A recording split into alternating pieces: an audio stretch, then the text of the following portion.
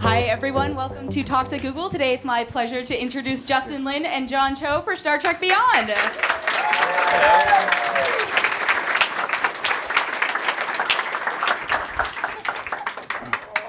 Thank you guys for being here. Thank you. And other you for being here. Oh, I was wondering what he was holding. It's a communicator. It's a communicator, yes. I'm familiar with that. I pay attention. It's fair. Justin, do you want to tell us a little bit about this film? Did you guys see it? Yeah. Okay, good. The process? Sure. Well, it was about 18 months ago, almost exactly. I was shooting something in Ventura, and my phone rings, and it's J.J. Abrams. And I never met him before, and we just started talking. And he said, "Do you have any connection to Star Trek?" And it was a really cool talk. And I said, "Okay, well, I'm shooting." So it was a Thursday. I said, "Let's meet up on Monday. Let me think about it." And I remember driving home, just thinking about. I knew Star Trek was part of my life, but I never thought about maybe like participating in the franchise, you know. And it was a really cool drive, and at one point I just decided to call my parents, and I said, "Hey, can I just have dinner with you?" So I drove there, and we had this great dinner, and it was at that moment I felt like, let's do it, you know. I mean, the logistical challenge that was ahead of me and the team was insane. Like, you know, I do the fast movies, and they used to be 2 years to get that from idea to delivery, and that's insane. And here it's 18 months, you know. And so next thing I knew, I'm on a plane to London with Doug, and I'm in a hotel room with Doug and Simon and Lindsay, and there was no idea, and we had to get something by June. But I think it was really great exercise because I felt like it was a worthy challenge, you know. And everybody in that room, even though it was like really relentless, we love Star Trek. And so that was our starting off point. And I felt like, especially with 50 years of Star Trek, I felt like if we can really deconstruct or try to deconstruct why we love it so much through these characters, then hopefully by the end it'll reaffirm the passion that's been there, and hopefully we can contribute to the legacy. And speaking Where did you eat? Where was that dinner? I remember Simon was eating this huge steak. No, with your parents. Oh, they know I like healthy, or I don't really eat healthy, but they think I eat healthy, so they like steam a lot of vegetables and like okras and stuff like that. Oh, this is at their home? house. Oh, at their house. They're like hinting at you to eat healthy. Yeah, they hit. Yeah. That sounds good. Yeah. Speaking of characters we love, John, you have been with this sort of iteration of the canon for a while now. What was it like stepping back into the shoes of Sulu? It's great. I consider it an honor to put on the uniform, and I've always admired Star Trek as a piece of American popular culture that's, put forth something. But the ideas that it espouses are beautiful, and I feel like it's a worthy piece of culture to be associated with, and so I take it seriously, and it feels great to put that uniform on. And then there's obviously a team of people that I really love working with, the cast, of course, and then I was reunited with Justin this time around, and so that was very, very special. For you, was it sort of interesting, you know, the last time Justin was at the helm of one of your films, it was probably on a much smaller scale and stepping... They're both credit card movies, there's just different limits. That was a Diners Club card, and this was a Amex Black, but but I was remarking that in a lot of ways, I saw Justin's independent spirit come out in this. I mean, he just described that he had a truncated time frame, and they went in and he had to start making decisions without having a completed script. And so,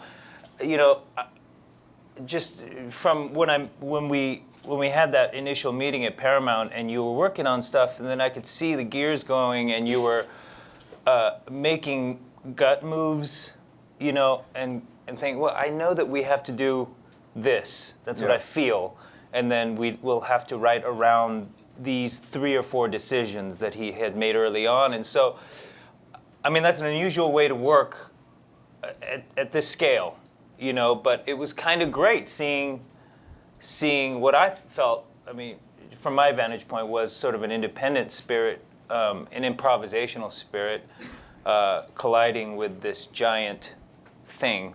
Yeah. So it was very exciting, a little dangerous, a little scary, but eventually, I mean, I saw the movie eventually satisfying. Justin, I think your stamp is very much on this film, and in a great way. It's. I think we're seeing things that we haven't ever seen in Star Trek before, and some of it's just because, you know, technology, but I think a lot of it's due to your influence. So what were some of your favorite things that you were excited to bring to this sort of beloved?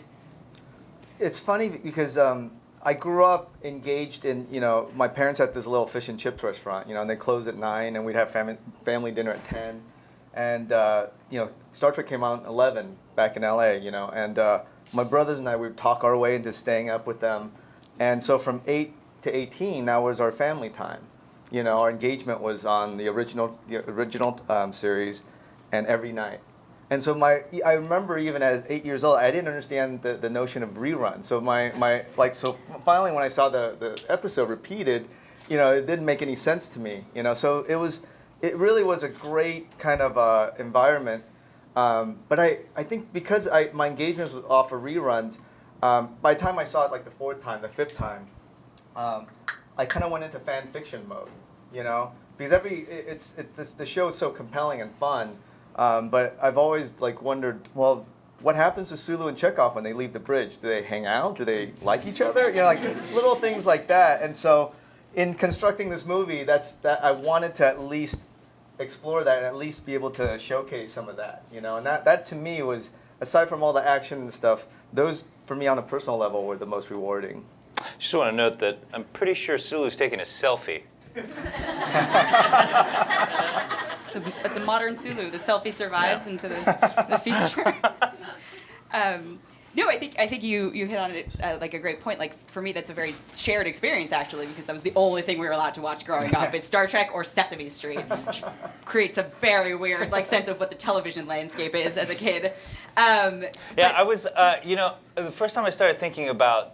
Well, I years ago, I don't want to brag, but I did a Showtime movie called The Tiger Woods Story. I played Jerry Chang, his Stanford roommate.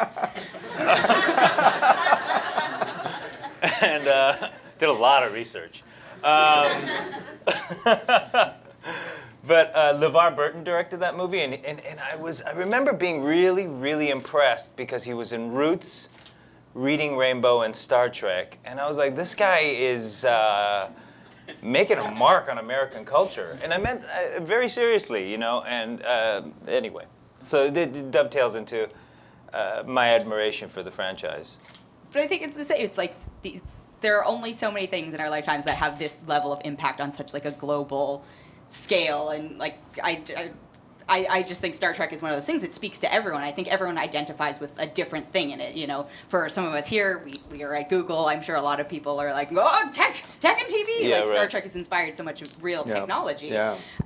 So what would you say, like, some of the things that you really, really identified with were? First, for me, it was, you know, I'm an immigrant. And we immigrated to Houston, Texas.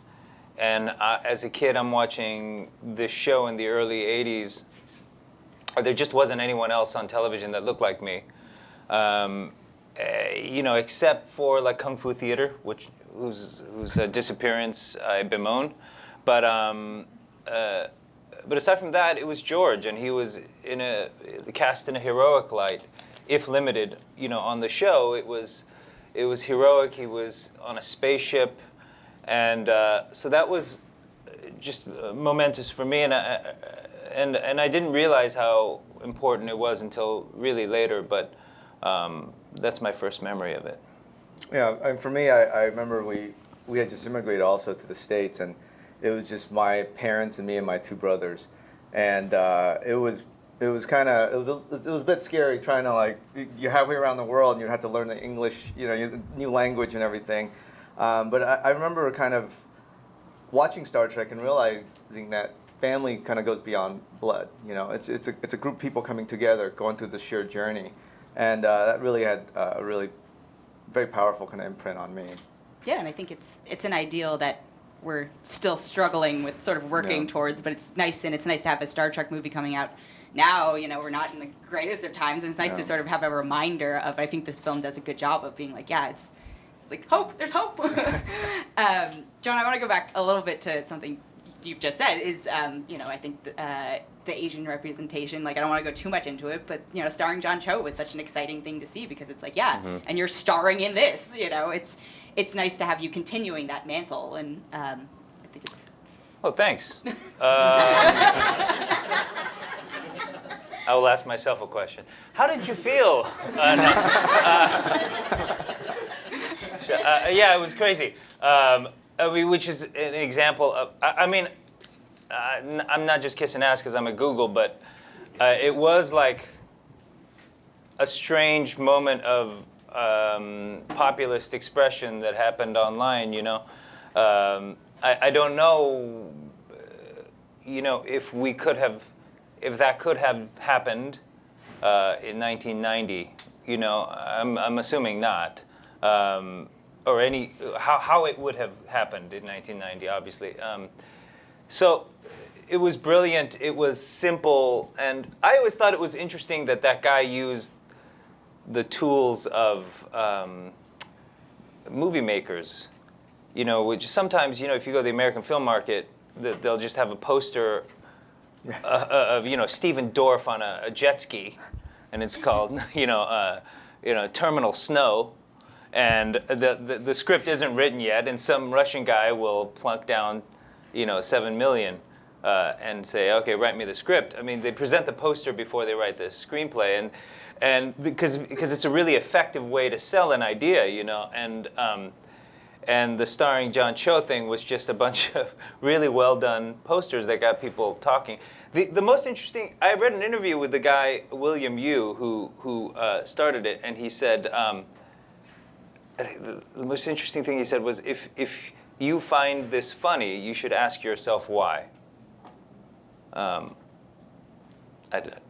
There was no question, so I haven't technically failed to answer your question. No, I think you asked a question but that I we all need realized to that ask I'm ourselves. sputtering to a halt. No, I think it's a question that we should still be asking, and on the other side of it, it's also very nice to have representation behind the camera. I think it's nice to see directors of color, and it's exciting to see something as epic as this have that sort of influence. And I think again it's going back to like the roots of Star Trek, and it's not just Asian Americans. It's like you have Nichelle Nichols, you have all these sort of groundbreaking things, and I just appreciated seeing sort of diversity again in this Star Trek movie, and not just amongst like humanoids. The thing I was super impressed by was the aliens on this. You did some stuff with the aliens that I was just so impressed by, and it's no longer, we've come a long way since just you're painted green in a bodysuit, and that's suddenly you're, a sexy alien lady or something like that.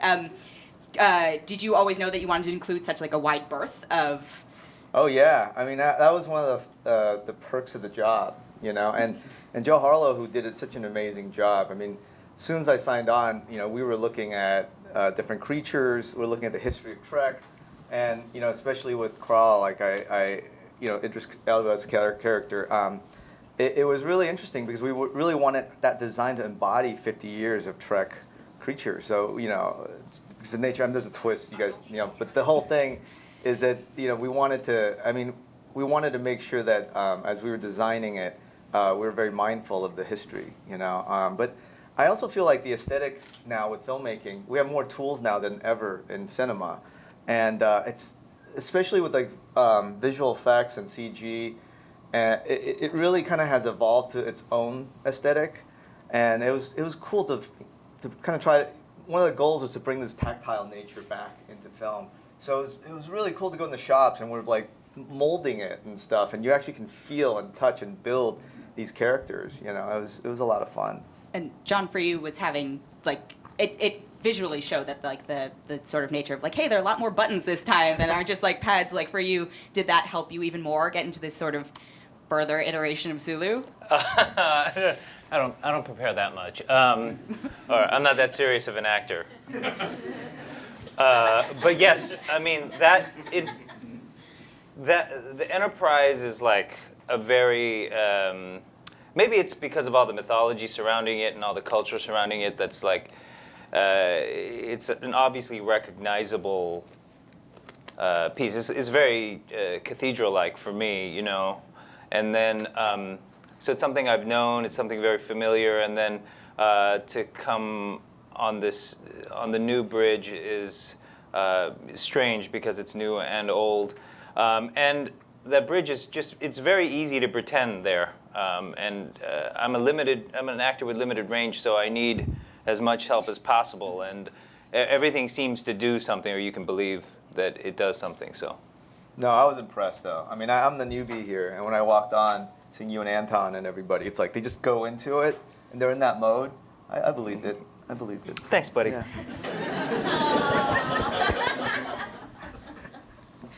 That's beautiful. Justin, you did a VR short for us. You did a Spotlight story. Oh, it was fun.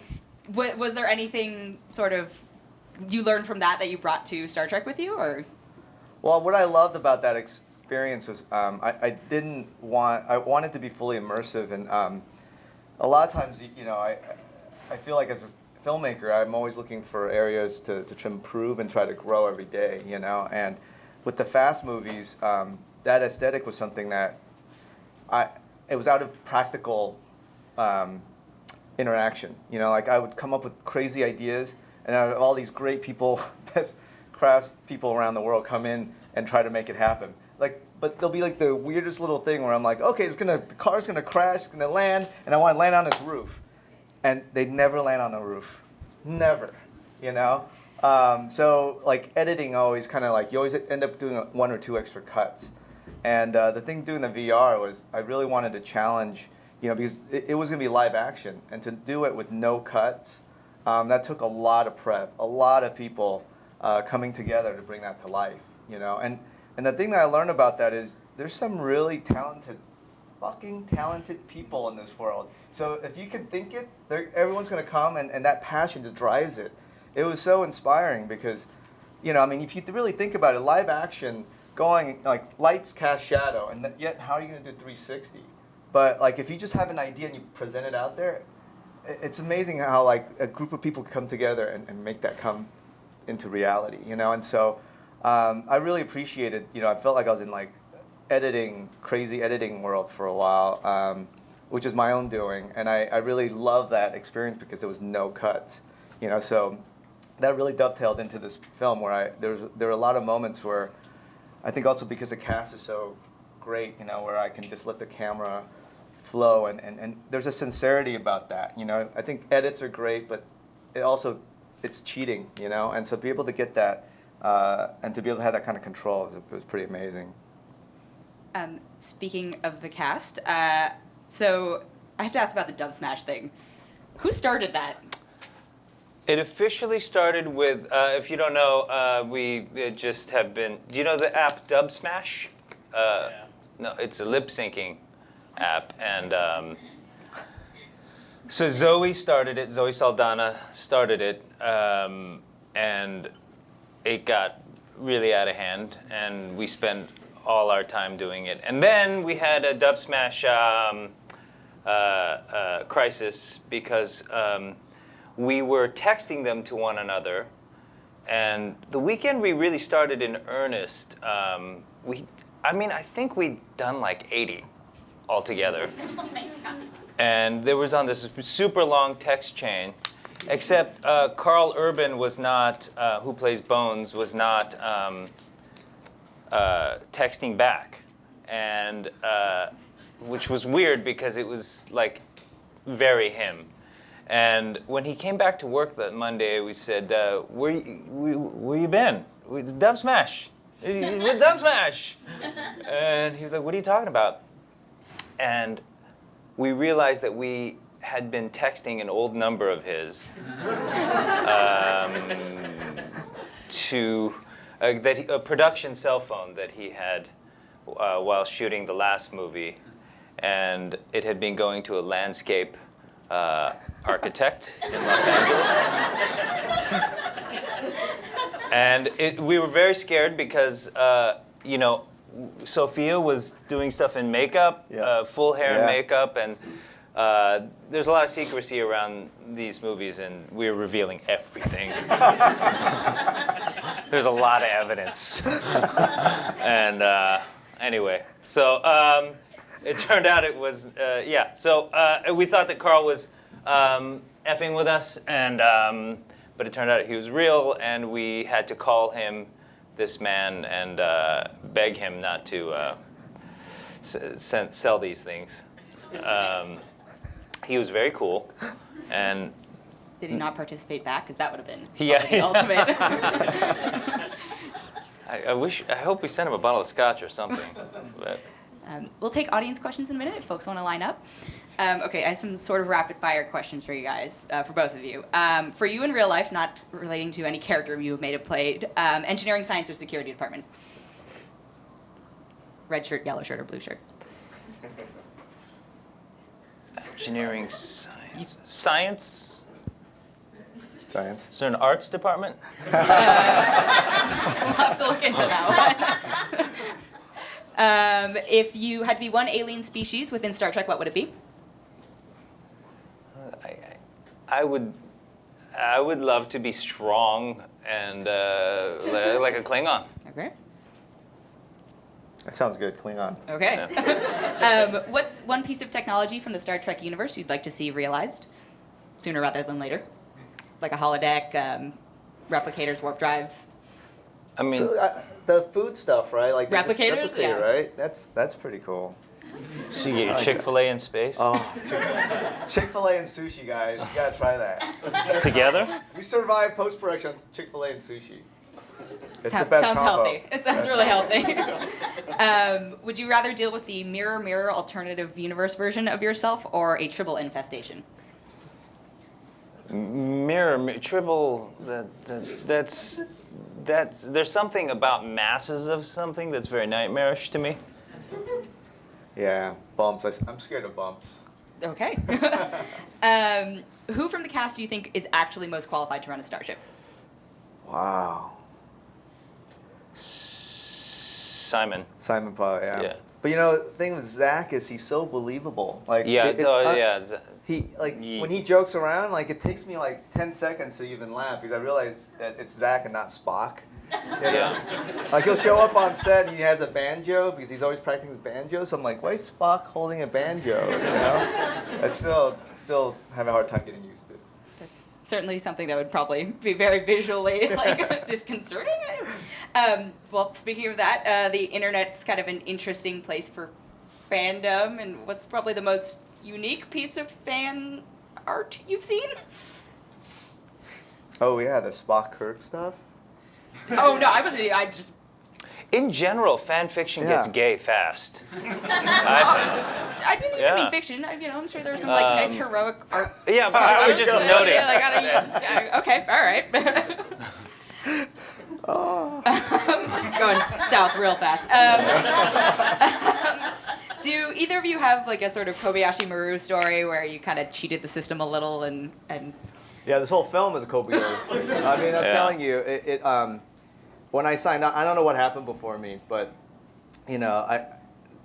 all I know is JJ gave me the call and he said, "Hey, go, make it your own, be bold, and just do it, go." And once I took it, I wanted to be ambitious, and every idea I had, it felt like we didn't have enough money, So I felt like we were back into doing a big indie movie, and that like we had sequences in the movie where we needed probably 20 more days first unit and 20 more days second unit, But we would do stuff where we'd shoot first unit, everybody would go home, and I'd stay and shoot second unit all night, and then they would go home, and the first unit would show back up, and we shoot first unit all day. But it was like that was the process for this movie, and it was totally worth it, and it was great, and just everything like the some of the sequences we shot, like the motorcycle sequence, we shot in a day and a half. that was a total, like, I literally smoked the mirror out of that sequence, you know, and I'm sending cameras out and just shooting, and it was just prepping and using every trick up to this point in my life. I know I use every trick on this film, so. Also, at any point, did you ask J.J. Abrams how he got your number? Like, just JJ getting a call from JJ J.J. Abrams wasn't just like... the numbers of everybody in the world. You're very nonchalant about J.J. Abrams just calling you up. It's kind of interesting, like, you know, at this point in my career, like, sometimes the phone rings, I just don't know who it is, and you just kind of pick up, and it could be anybody. You know, it's kind of cool. John, do you get random calls from JJ sometimes? Do you just like... No. No? No dub smashings from him? No accidental dub smashings? No. We'll go to our audience question. Cool, thanks. Justin, this is a question for you. I'm a big Star Trek fan and a big Fast fan, so it was fun to see you involved in this project. Thank you. Could you talk about what it's like to try, when you create something that fans have like a connection to, something that's familiar, Yeah. the challenge of keeping it familiar and like making that connection for people, but then also making it interesting enough that they want to show up and see something new? You know, the reception so far, I mean, whether they like it or not, I think it's, hopefully they feel respected, you know. I remember when I you know, jumped into the Fast franchise, I'm not a car guy. I didn't know anything about cars. I think I have a better appreciation for it, but that's not my passion, you know. And so I remember I would go and hang out with guys that were drifting and stuff, and really just hang out all day and just like really try to understand their passion. Because like, I love basketball, you know, but that's my passion, and if I watch something that's basketball related, I hope they are respecting mine. So that was what I learned through that. And luckily, I think with Star Trek, this is the original series, it's based on the original series, and I do have a love for it, maybe at different levels at other people, but that's something that I think we were very, I was very clear on. I mean, when you do this, you know, especially at this budget level, you know, you really do feel like that's where the art and commerce just collide. And some of the meetings you go in and the fights that you have to, you know, really go at, it's pretty intense, you know. But I feel like at the end of the day, that first meeting I had, not with JJ but with the studio, was very clear what we were going to do. You know, I think sometimes when you get in a room, people are like, oh, you know, it's been 50 years. Should we try to make Star Trek more like this, or more like that, or more like this? And I just felt like that was the wrong approach. Like, we have the goods, you know.